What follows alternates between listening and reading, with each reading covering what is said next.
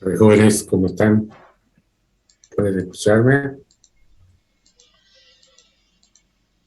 Buenas tardes, ingeniero. Sí, Buenas tardes. Buenas tardes.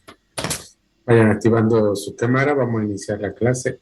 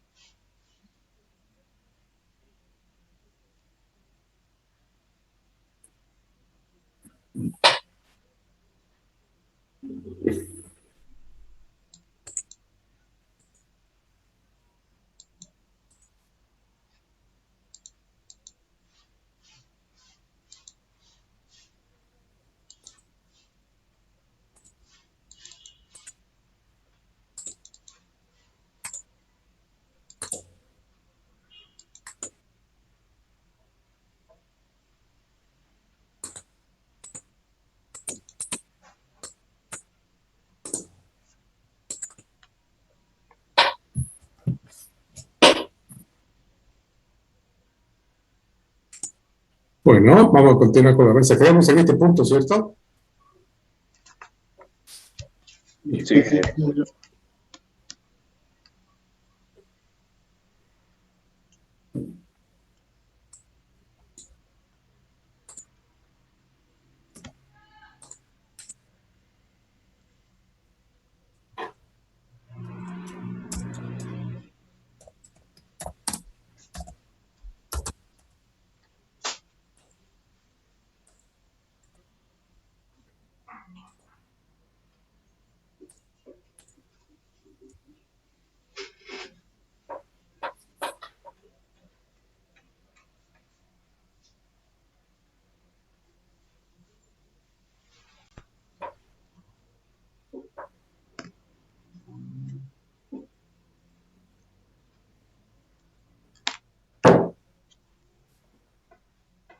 Bien, vamos a continuar dentro de lo que es el tema de las estimaciones que estamos viendo para proyectos de software, en lo cual habíamos dicho que tenemos como propósito poder llegar a estimar el costo del desarrollo de un proyecto, como también nos interesa estimar el tiempo.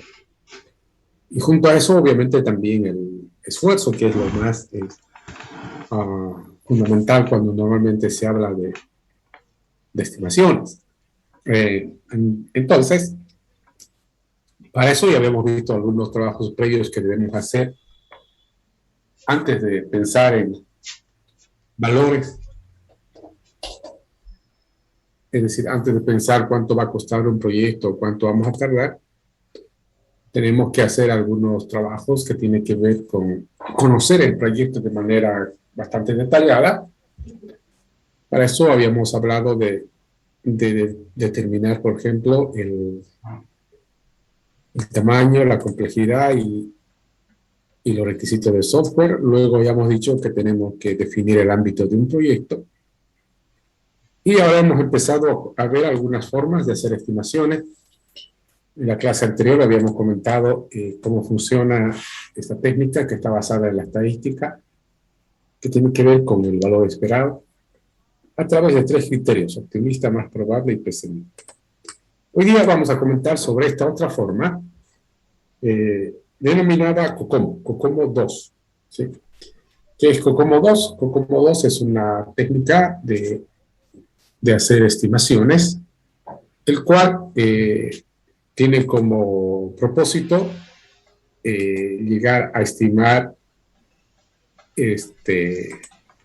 el esfuerzo que se requiere para desarrollar un proyecto desde el punto de vista de personas y mes. COCOMO 2 tiene distintas versiones. Está el COCOMO básico, hay el COCOMO 2 que lo vamos a comentar hoy día, donde cada una de ellas tiene un enfoque algo particular para poder hacer estimaciones del esfuerzo.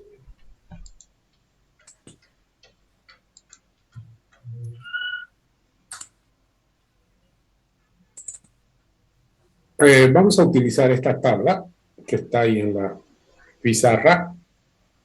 Una vez vayan copiándola y ahorita les voy comentando cómo funciona.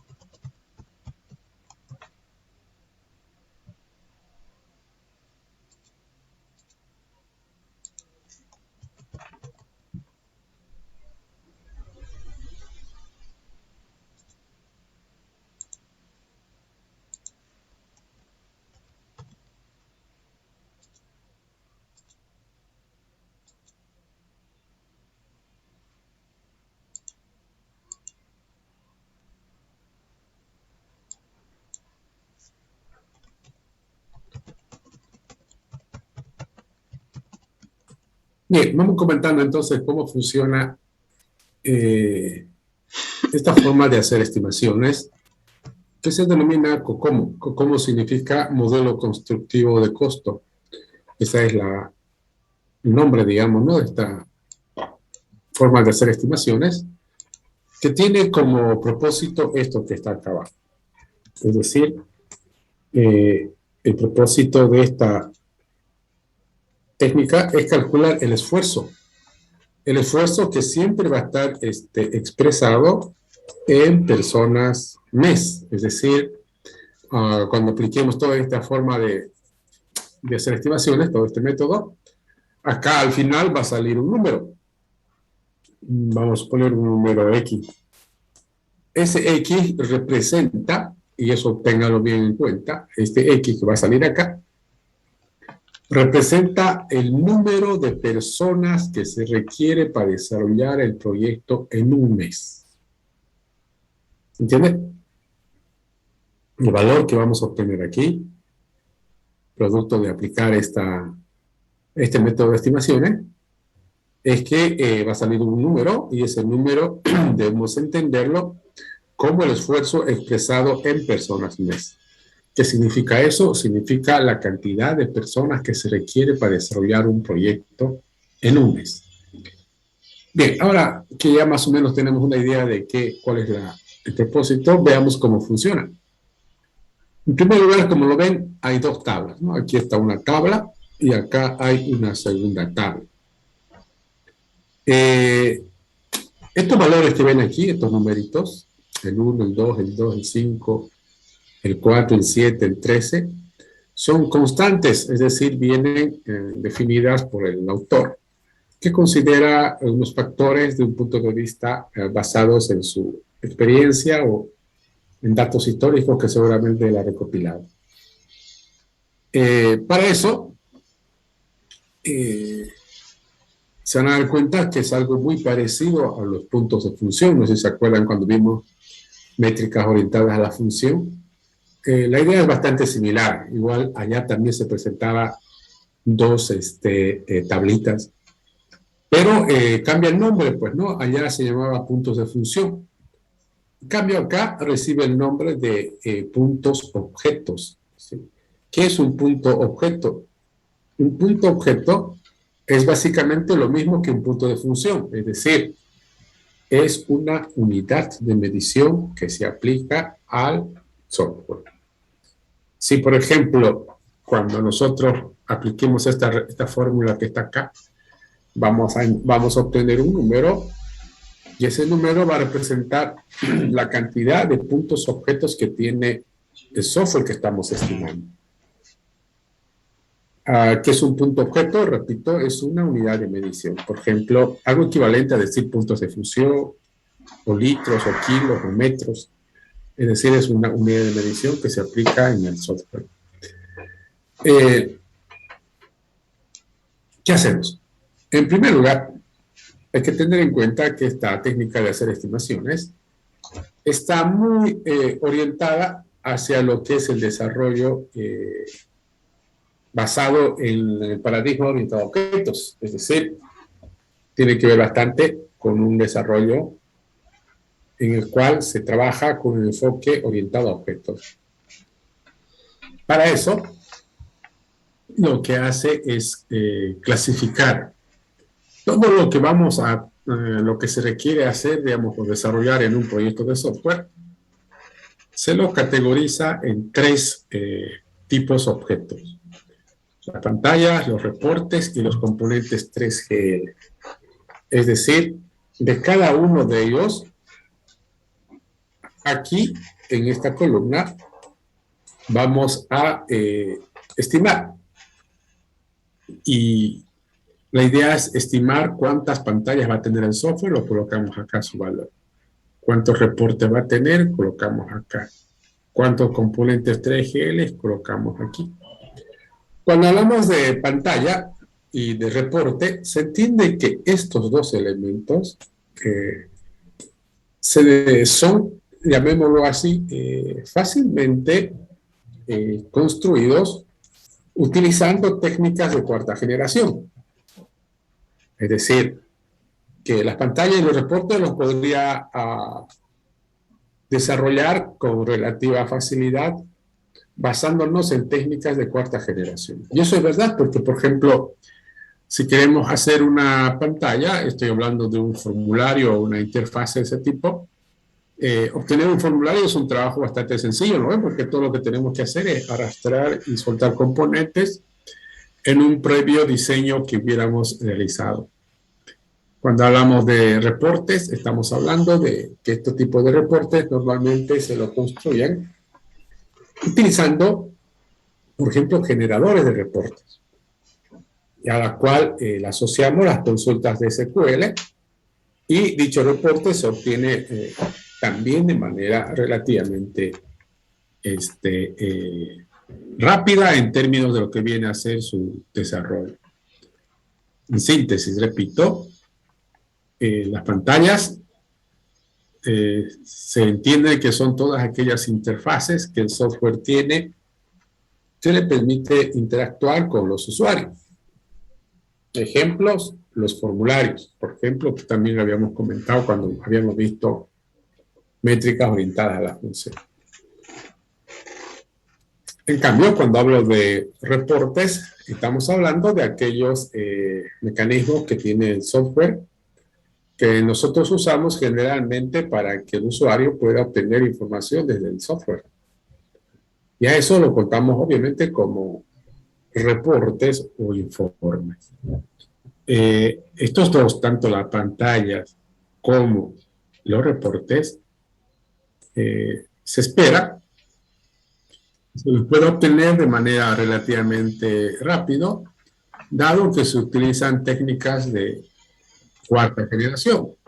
¿Sí? Es decir, todas ellas las hacemos de manera muy asistida, en todo caso, por técnicas de cuarta generación, donde se entiende que las técnicas de cuarta generación, por un lado, se parecen mucho más a un lenguaje natural, y por otro lado, su productividad es mucho más rápida, por ejemplo, comparado con un 3GL.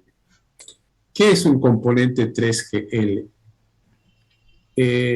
Un componente 3GL es aquellas partes del software que en este caso se llaman componentes porque así los está denominando, pero son aquellas partes del software que su implementación no se puede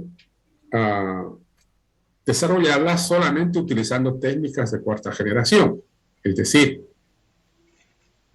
van a precisar que nosotros como desarrolladores implementemos estos componentes.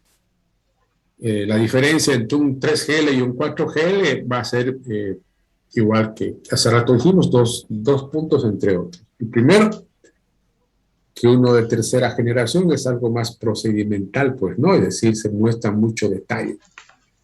En cambio, uno de cuarta generación son solo instrucciones muy grandes o simplemente arrastrar y soltar. Y la segunda diferencia, se entiende que algo que se hace con 3GL, la productividad no es tan alta como cuando lo hacemos con un enfoque basado en 4GL. Y es natural, ¿no? Por ejemplo, fíjense, el software va a tener pantallas, va a tener reportes y va a tener lógica de negocio. Esa lógica de negocio normalmente la implementamos a niveles de detalle, ¿no? Donde se especifica claramente el procedimiento a seguir y por eso se denomina 3GL. ¿Se entiende entonces los tipos de objetos? Sí, ¿no? Bien. Una vez que tenemos claro qué es un tipo objeto, ahora, como le decía hace rato, el procedimiento consiste en que nosotros hagamos lo siguiente. Dado un software, tenemos que contar cuántas pantallas podría tener el software, cuántos reportes podría tener y cuántos componentes 3GL podría tener. Eso ya es una estimación. ¿Sí? Una estimación de acuerdo al proyecto que estemos desarrollando.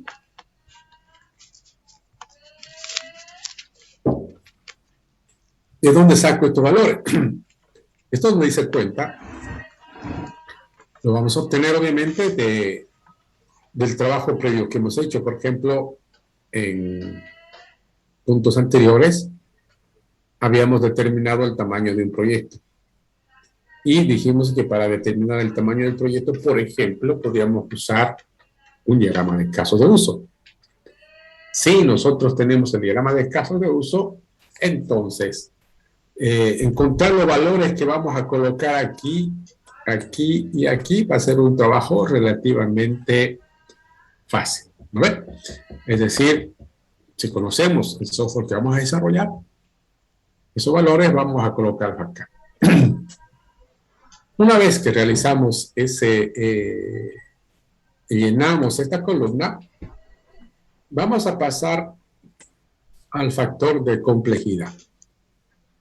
¿Qué hacemos acá?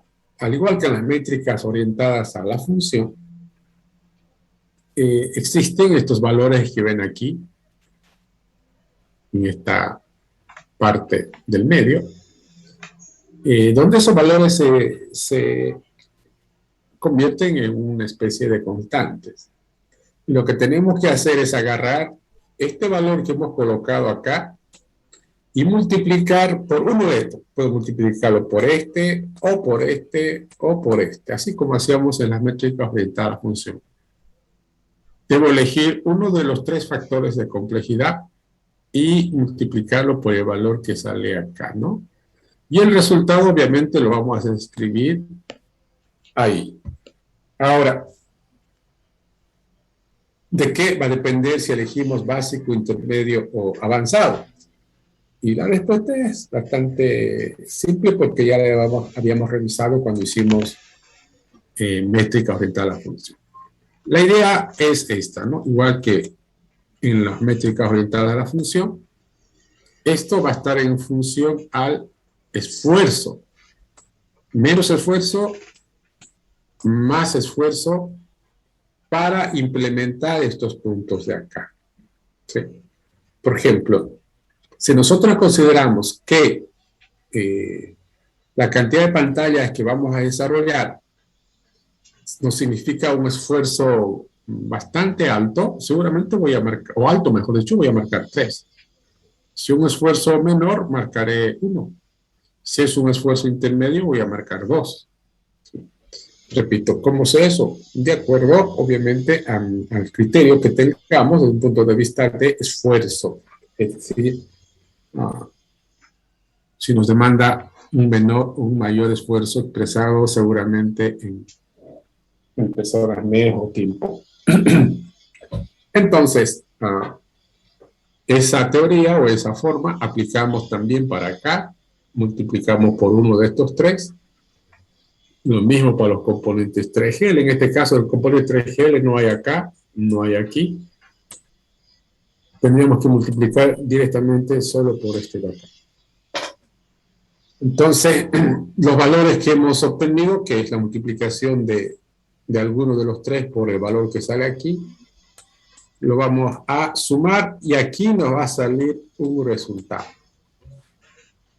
Si lo sumamos a este valor que se obtiene acá, se lo denomina punto objeto. ¿Sí? Esto de acá. ¿Qué es un punto objeto? Como ya dijimos hace rato, un punto objeto es una unidad de medición que se aplica al software. Este número que está aquí, vamos a contarlo entonces como un valor que representa la cantidad de puntos objetos que hay que desarrollar en un proyecto de software. Bueno, hasta ya tenemos la mitad, digamos, del proceso. Después nos vamos a esta tabla, a esta segunda tabla que tenemos aquí. Y en esta segunda tabla, lo que vamos a analizar es la productividad desde un punto de vista del equipo, como también del entorno de desarrollo. ¿Qué significa esto? Fíjense cómo hay que trabajar.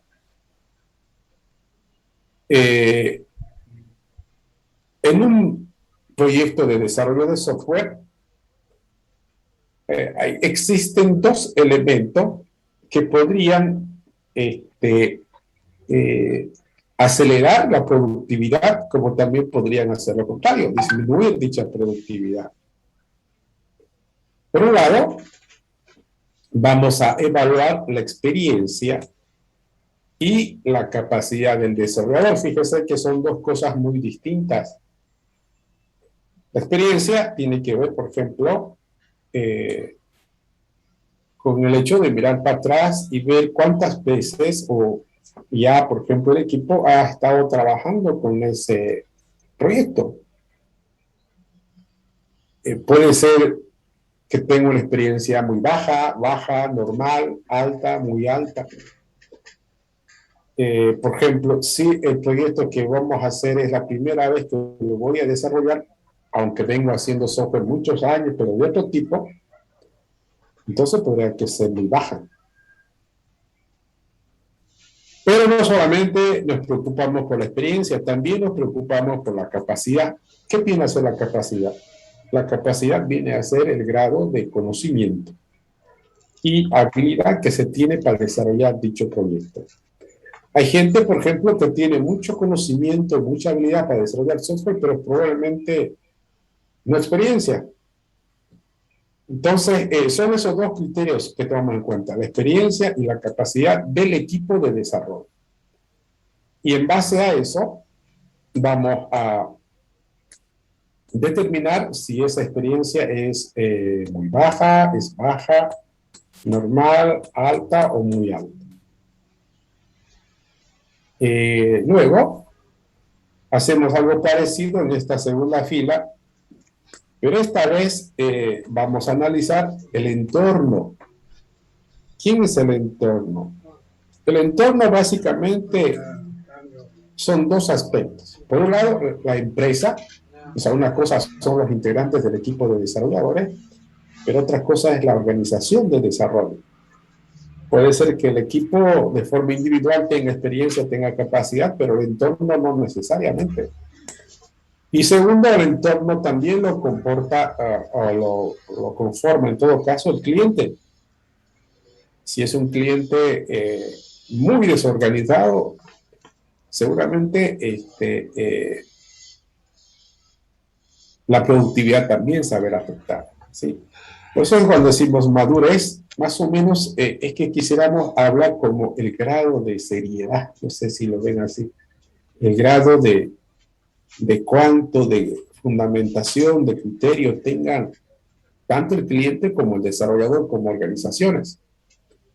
Entonces, igual, aquí marcamos una de estas, ¿no? Baja, muy baja, normal, alta, muy alta. Por ejemplo, si yo marqué que el equipo tiene una capacidad y experiencia normal y el entorno como tal tiene una baja, entonces significa que yo voy a elegir aquí el número 7, acá el número 3, voy a sumar 7 más 13 y ese valor va a ser el que va a determinar la productividad. En este caso su productividad sería 20.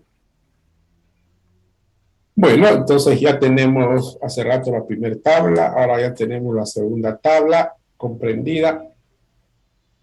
Pasamos a calcular el número de puntos objetos a desarrollar. ¿Qué ocurre? Si se recuerdan, aquí hemos obtenido cuántos puntos objetos va a tener el software que vamos a desarrollar. Pero cuando hablamos de un desarrollo orientado a objetos, normalmente esto siempre está presente. Es decir, en la manera como nosotros actualmente desarrollamos software, siempre existe la posibilidad de reusar. Es decir, que no lo voy a desarrollar el proyecto en su totalidad de un punto de vista de implementación, sino que una parte de eso que se requiere lo vamos a reusar. ¿De dónde vamos a reusar? Obviamente de otros componentes de software hechos por nosotros, hechos por terceros. El hecho es que no lo voy a desarrollar. Y aquí voy a colocar un valor. Normalmente el valor que voy a colocar aquí va a ser un valor entre 1 y 100. Es decir, ¿cuánto considero que voy a reusar? Si no voy a reusar nada, acá voy a colocar 0. ¿No ves? Pero si vamos a reusar, no sé, considero un 30%, acá voy a colocar 30. Luego calculamos el número de puntos objetos que, donde dice punto objeto, esto lo voy a tomar de acá. Porcentaje de reutilización va a ser un valor entre 1 y 100. Y va a salir un número. Y este número venimos y lo reemplazamos en esta fórmula. Fíjense, esta va a venir aquí. Y este de acá va a venir ahí.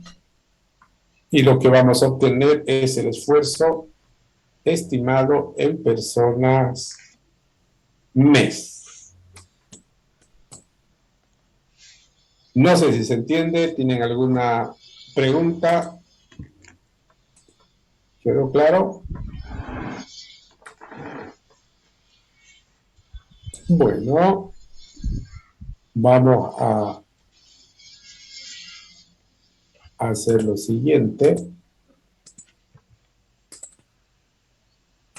Vamos a hacer un ejemplo aquí.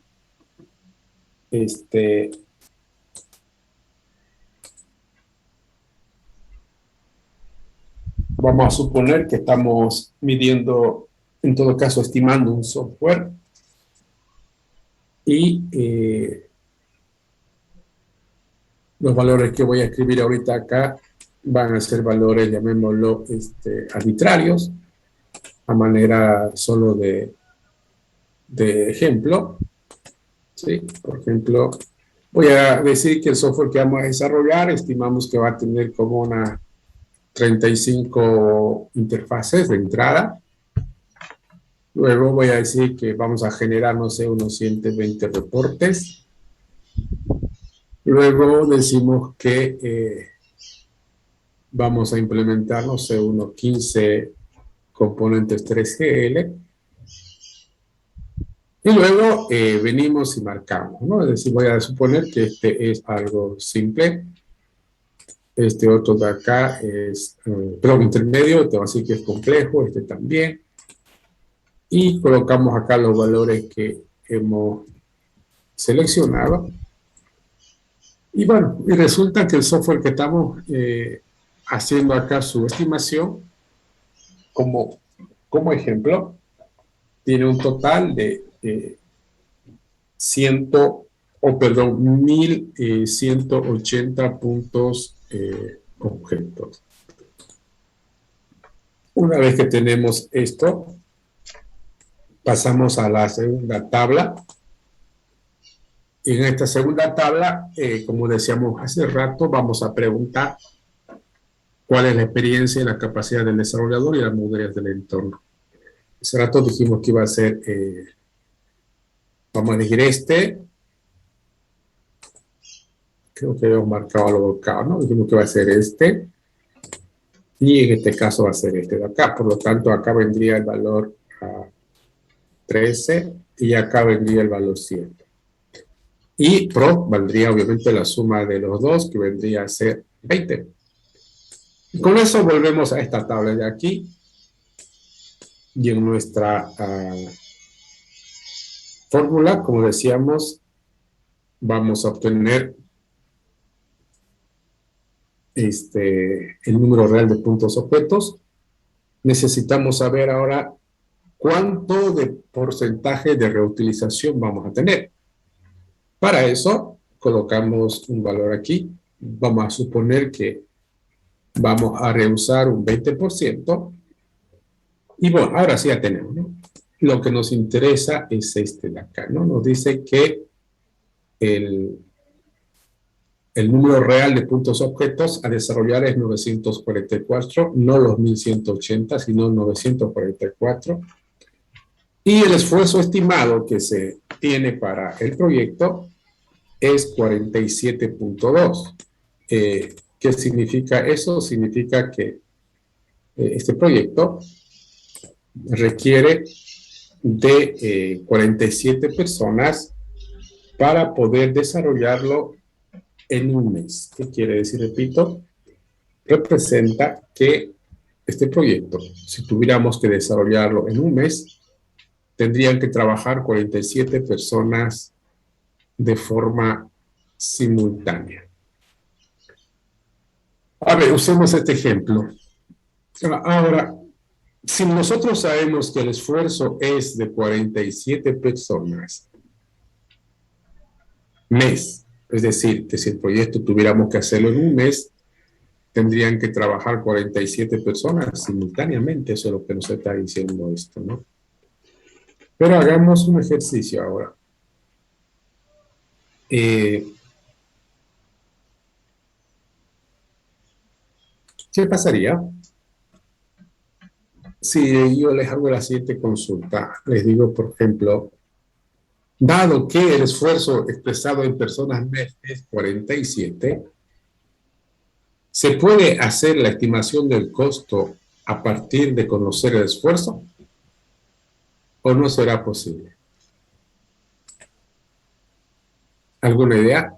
O sea, lo que hemos hecho ahorita es una estimación del esfuerzo. El ejemplo sale 47. Ahora, si yo conozco ese valor del esfuerzo, ¿será que yo podría estimar el costo de desarrollo del proyecto o no es posible?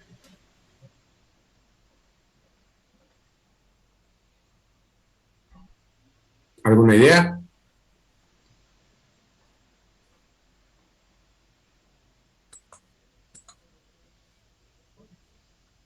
¿Nadie?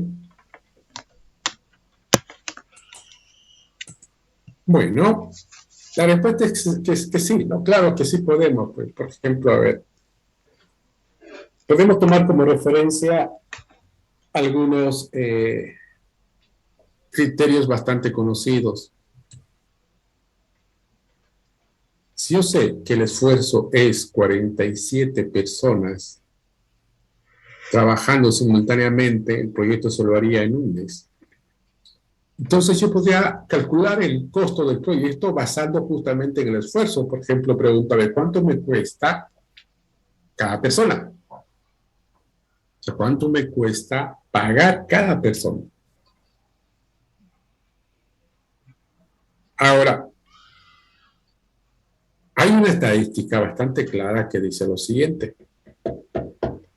Del 100% que uno invierte en desarrollar un software, normalmente entre el 60 y el 70% de esos costos se van en el pago a recursos humanos. ¿Se entiende? Del 100%, entre un 60 a 70% Estoy en clase, normalmente no lo se veo va en el pago a recursos humanos. Eso quiere decir que de un 30 a 40% queda para lo demás. ¿Qué es lo demás? O sea, para desarrollar software no solamente necesitamos personas, necesitamos infraestructura, necesitamos herramientas, necesitamos un montón de cosas. Eso representaría un 30 a 40%. O sea, eso es lo que les estoy comentando, son estadísticas basadas en proyectos reales. Entonces, si nosotros sabemos eso, claro que podemos estimar el costo. A ver, no sé, pongamos para facilitar los cálculos, ¿cuánto costaría hoy por hoy un desarrollador mensual? ¿Alguien tiene alguna idea? ¿Cuánto se le paga mensualmente? ¿Nadie? A ver, para facilitar el ejemplo, vamos a decir, no sé, que se le paga $700 el mes. Bueno. Y vamos a decir que eso representa como el 70% que va a recursos humanos. Entonces significa que hay $300 adicionales que se requiere en costos de infraestructura que ocupa el desarrollador para realizar su trabajo. Si sumamos los 700 más los 300, estamos hablando de que cada persona nos cuesta $1,000 el mes. ¿No ves? Ahora, si son 47, si el ejemplo salió hace rato que es 47 personas mes, ¿cuánto me cuesta todo el proyecto? Bueno, me costará 47,000, ¿no veo o no? Sí, me costará 47,000. Pero dice la teoría, ¿no? El esfuerzo salió 47. 47 significa la cantidad de personas que se requiere para desarrollar el proyecto en un mes. Bueno, si lo hacemos así, nos cuesta $47,000. Ahora, si hablamos del tiempo, el tiempo normalmente nunca es una elección del desarrollador. El tiempo, por lo general, siempre es impuesto, es decir, nos dicen, no, tienen 4 meses, tienen 5 meses, tienen un mes para hacerlo. Si por alguna razón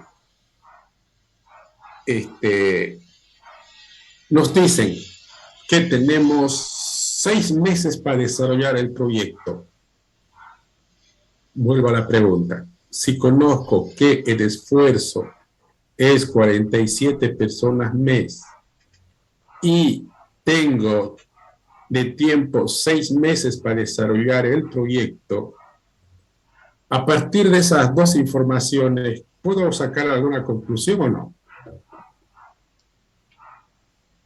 Repito, sabemos que el esfuerzo requerido es 47 personas. Por otro lado, sabemos que tenemos 6 meses para desarrollar el proyecto. Si tengo esos dos valores que ya los tengo definidos, ¿podré sacar alguna conclusión adicional o no hay nada que sacar?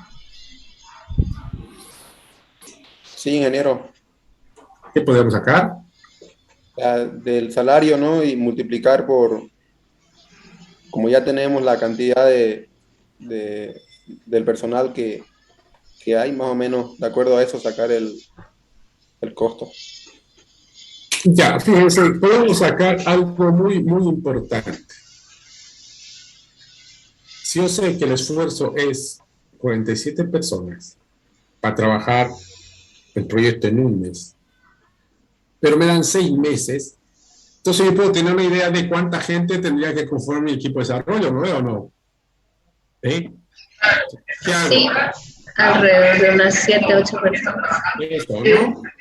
Agarramos el esfuerzo expresado en personas mes, que es 47, lo vamos a dividir sobre el tiempo disponible que tenemos, por lo tanto, para este ejemplo nos da un aproximado de que vamos a necesitar más o menos entre 7 y 8 personas nuestro equipo de desarrollo. Con esa cantidad de gente, el proyecto sin ningún problema se terminaría en esos 6 meses. Ahora, hasta ahí, bien. Vamos con lo último. Hace rato hemos dicho que el proyecto nos costaría 47,000 si se trabaja en un mes de forma simultánea con 47 personas. Pero ahora lo vamos a hacer en 6 meses. ¿El costo será igual, mayor, distinto? ¿Cómo será? Igual. Igual, ¿no?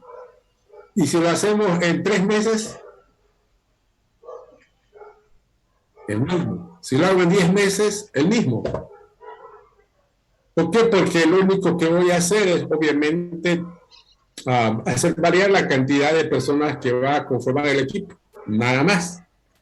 Entonces, con esa forma de hacer estimaciones, que en este caso estamos comentando, que es COCOMO, tendríamos prácticamente bastante claro lo que tenemos que hacer. ¿Ok? Bien. Entonces, con esto tenemos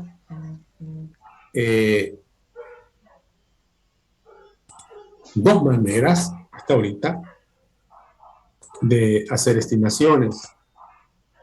Uno, con lo que dijimos, el valor esperado, que está basado directamente en lo que viene a ser la estadística. Dos, con este otro método bastante abstracto para muchos, pero que nos sirve como una referencia, como ya les decía. No porque aquí salga 5 van a decir 5, es una referencia más que se tiene. Bien, ahora vamos a comentar una tercera forma también de hacer estimaciones. Un momentito.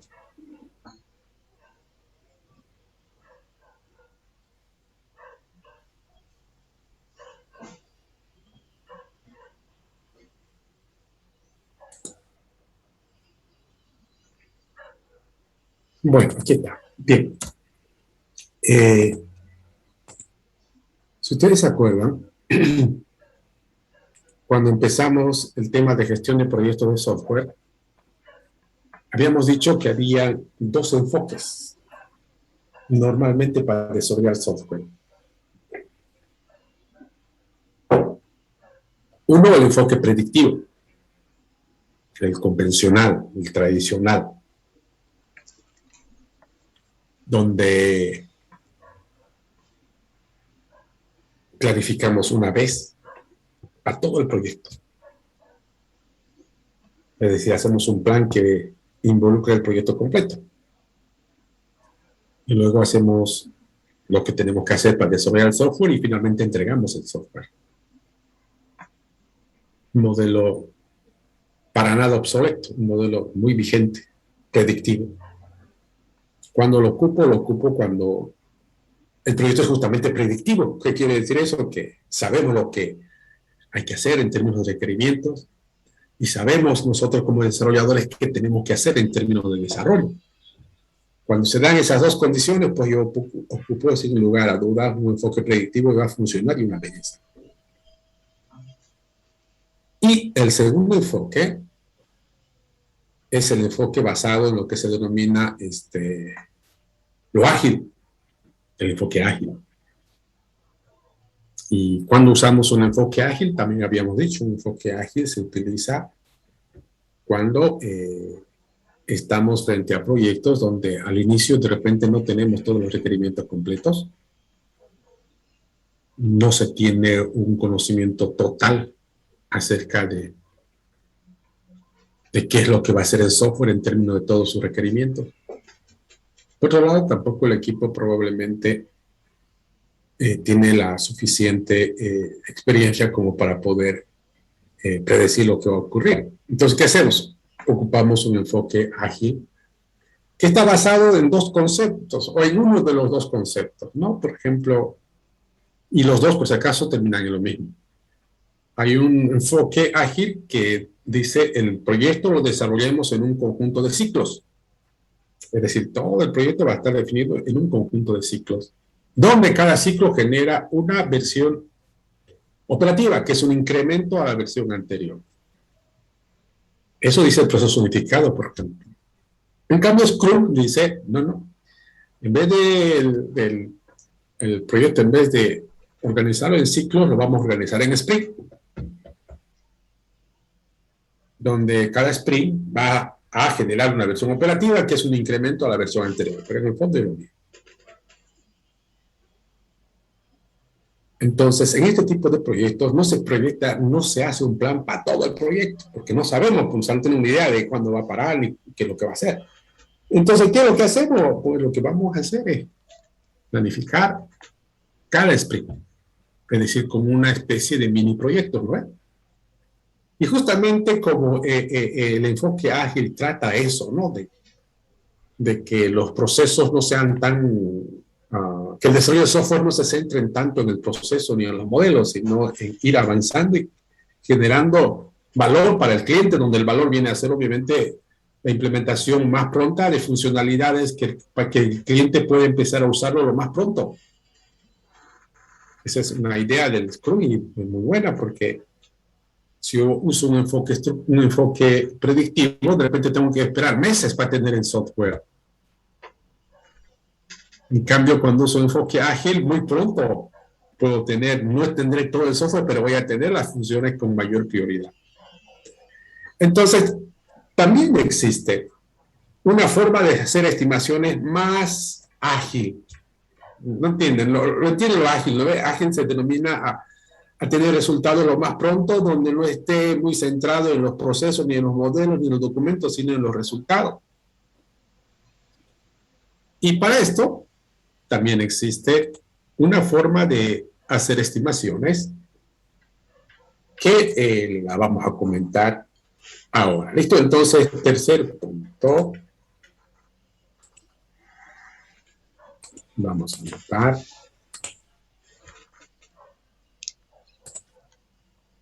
Ups, creo que no estoy compartiendo la pantalla, ¿no? Ya ahora sí. Bueno.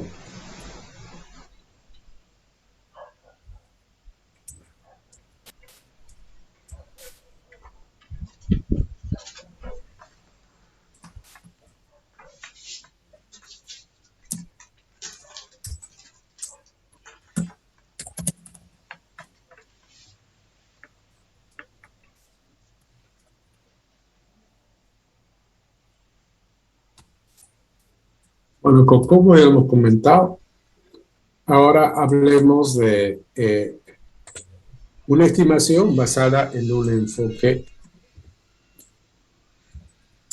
ágil. Van a ver que es muy divertida esta forma de hacer estimaciones.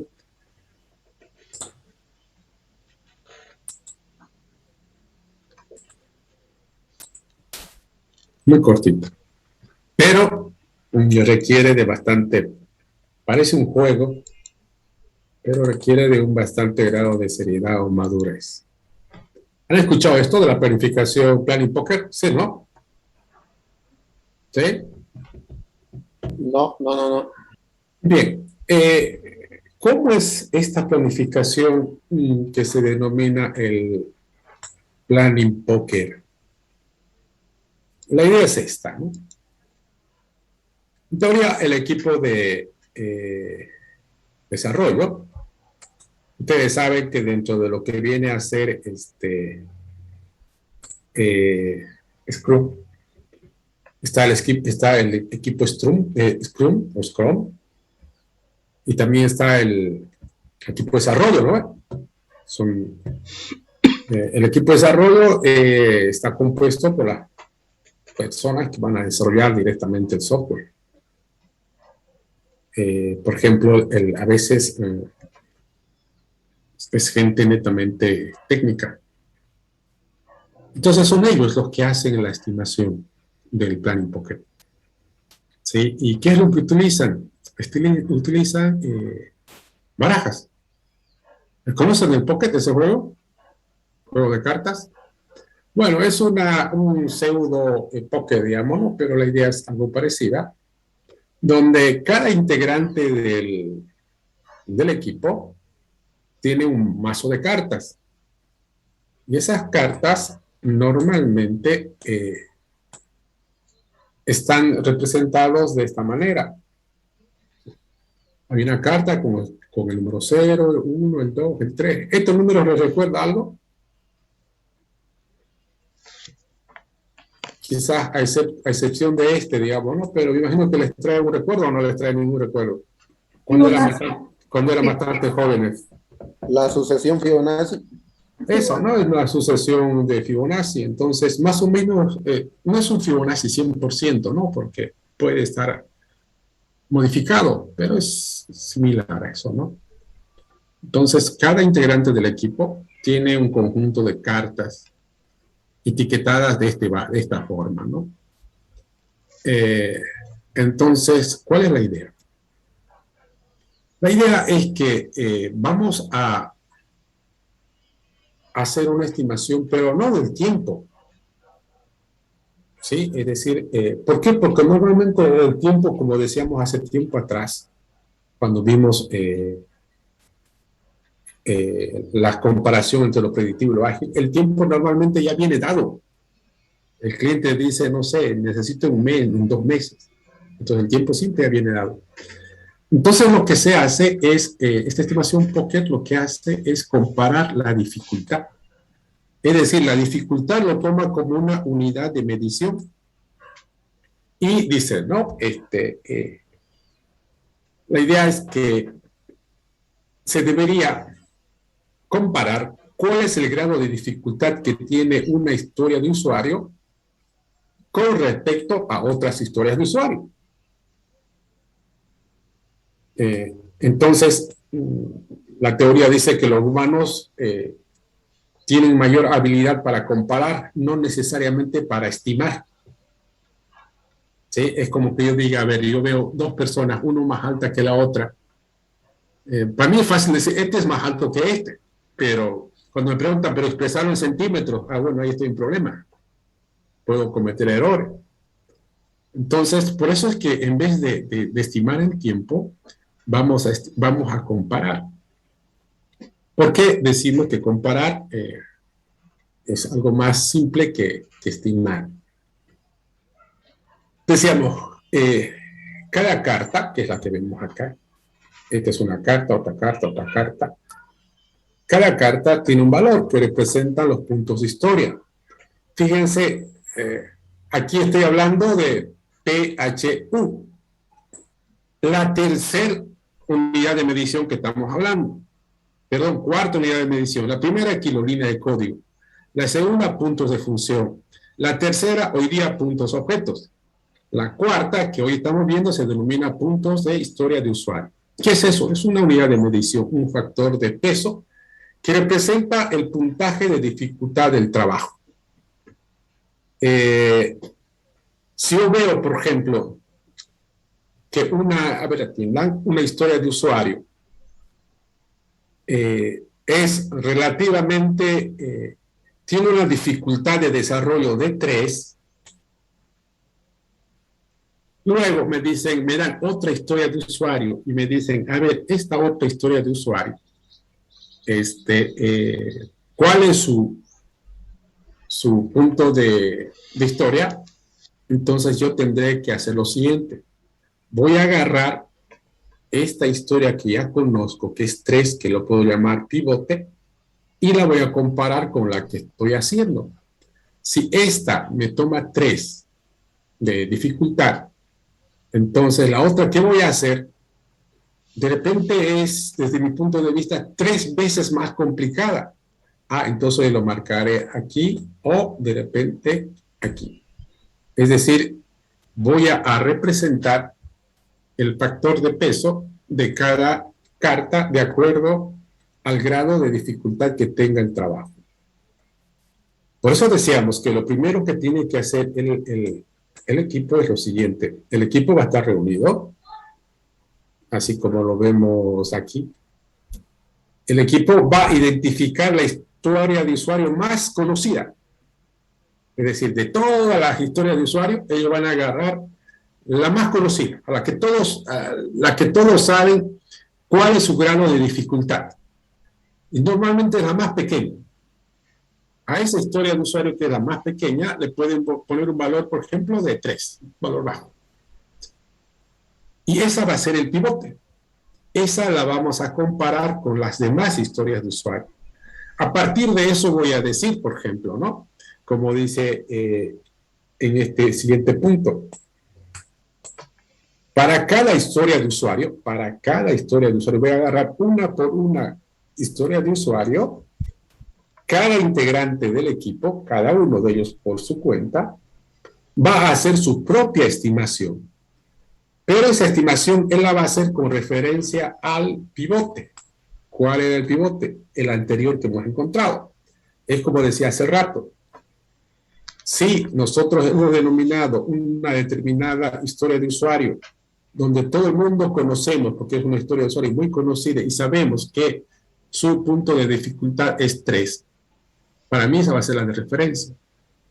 Ahora, si me dan en este momento una historia de usuario de la cual queremos determinar su punto de historia de usuario, nos preguntamos esto.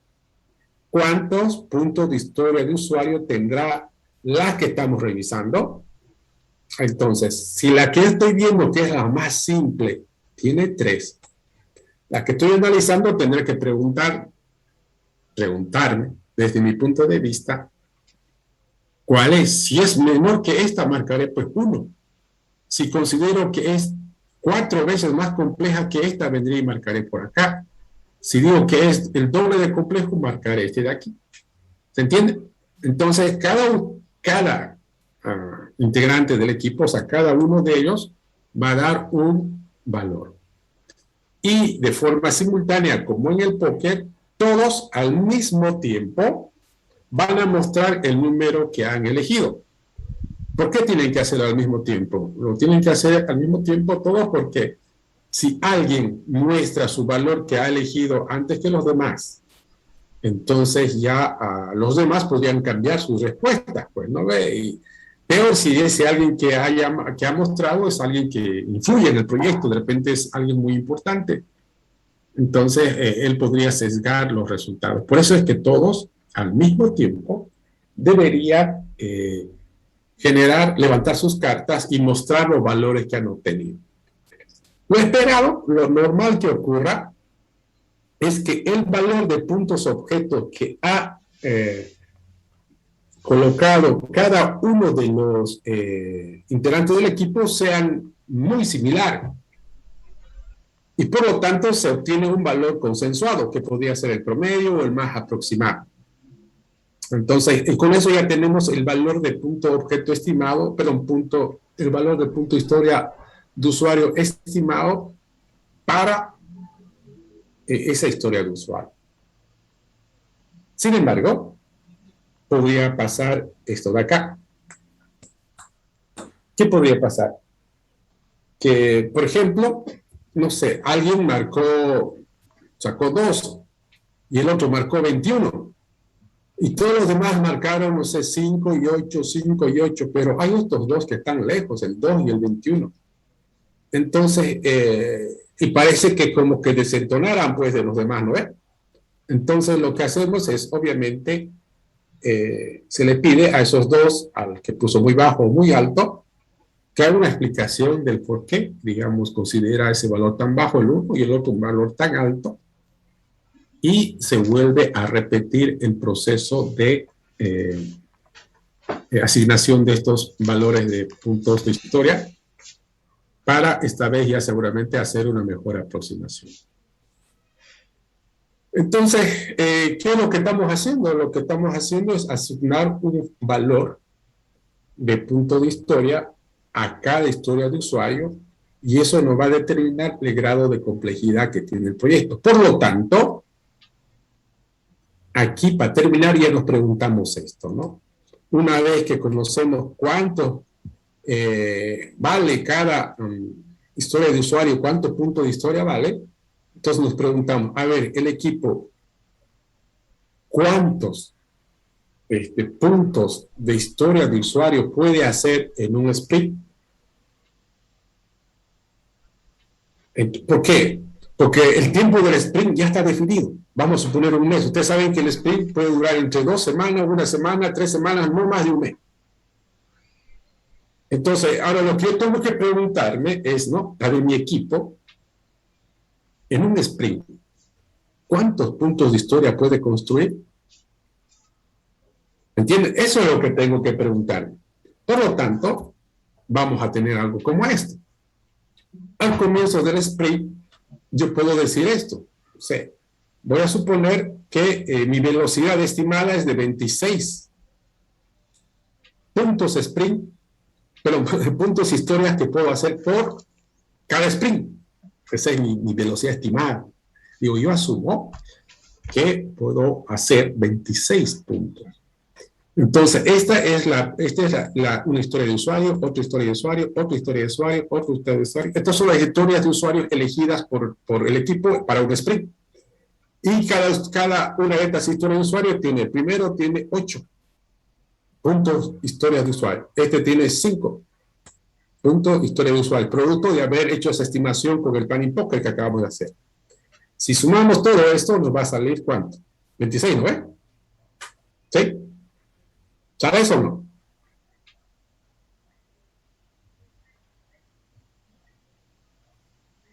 ¿Sí? Ya. Entonces, estimamos que vamos a ser 26. Bueno, esta es mi estimación.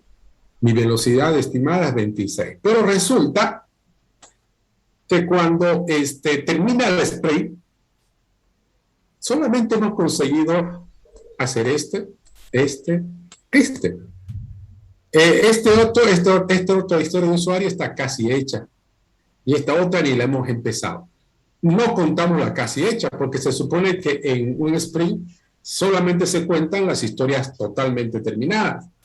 Entonces, si sumamos acá, dice 5 más 5, 10 más 8, 18. Resulta que no es 26 nuestra velocidad. Nuestra velocidad es 18.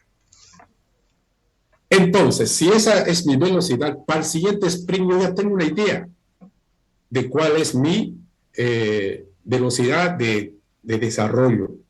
Y con eso probablemente lo voy a ir ajustando de manera continua para que finalmente tengamos un conocimiento cabal de cuál es nuestra velocidad de desarrollo basado en lo que viene a ser los puntos de historia. Sobre Planning Pocket, ustedes van a conseguir mucha información, incluso si entran a Google Play o sitios web, van a encontrar aplicaciones de software que ya vienen con todo esto, o sea, no necesitan mandarse a imprimir las cartas, ni mucho menos, pues, ¿no?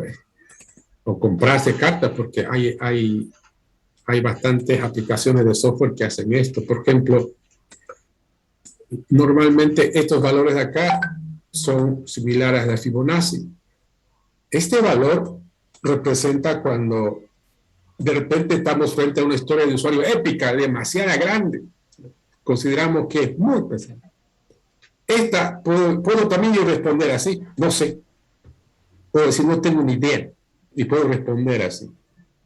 O también podría responder así, ¿no? Decir, ¿sabes qué? Estoy cansado, necesito un café, algo más o menos por el estilo, y no está en condiciones de hacer estimaciones.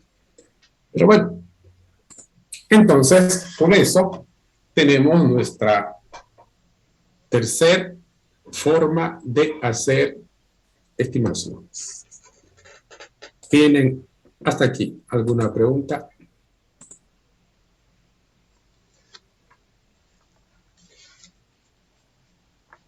Bueno, anoten la tarea.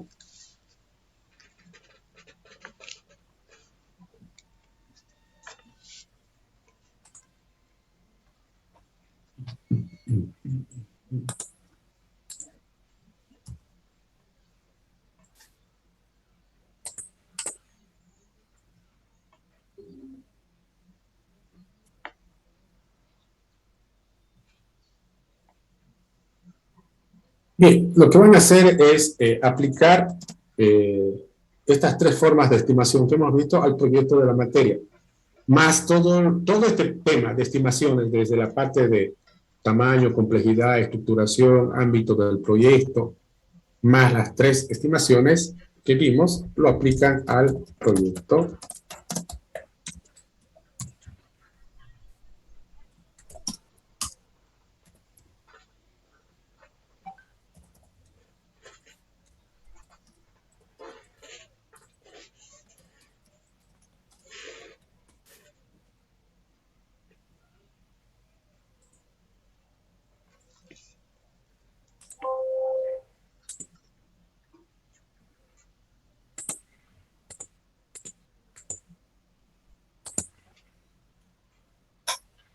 ¿Se entiende, no? La tarea.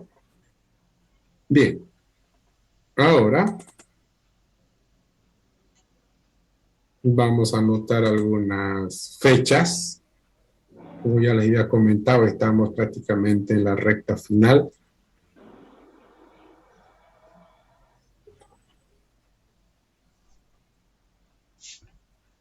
A ver, vamos.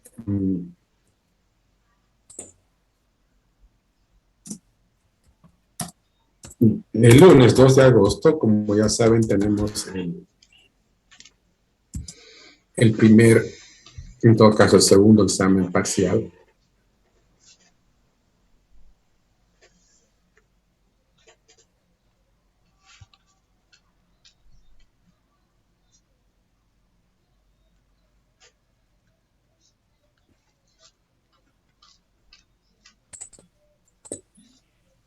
El lunes 9 de agosto tenemos la presentación del proyecto final.